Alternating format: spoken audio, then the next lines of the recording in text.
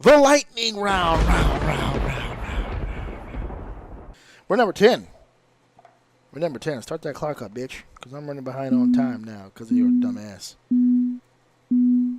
And we are once again talking to the architect, the man himself, Seth Rollins, the architect of the Shield. He once again made headlines, made news, if you will.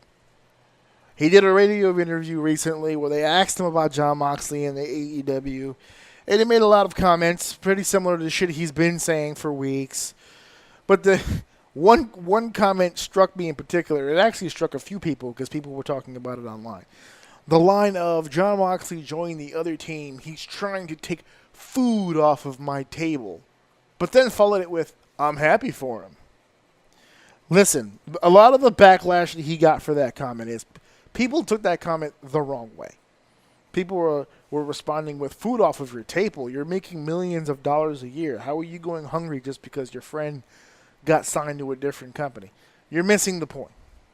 Completely, actually. You're out of the loop 100% if you didn't understand that reference. That is an old school reference, food off the table. It's a competitive thing. That's it.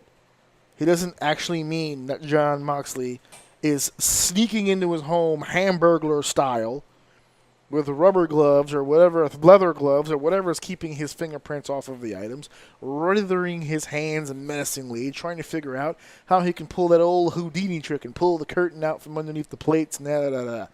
That's not what this is. He doesn't figuratively mean remove food from his fucking table, you morons.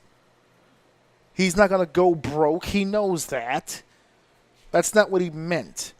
What he meant is he sees AEW as a competitor. And he should. Because it's another pro wrestling company that has a network deal that'll be seen on TV every fucking week. Thus, by default, competition. So, you're signed and committed to one side of the team.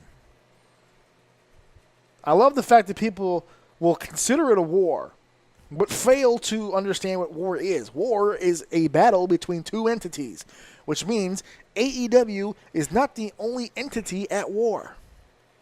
The WWE is also at war, and I would think that they are free to go about their business any way they wish as it relates to competition and what they say and don't say on fucking television.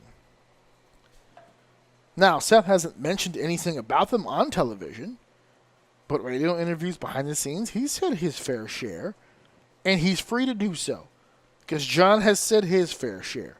AEW has said their fair share. WWE is not just going to sit back and just let these motherfuckers come in and talk shit, hence the DX Hall of Fame thing. Yeah, get ready for real war. That's what we're talking about here. I can give you all the things that you wanted before.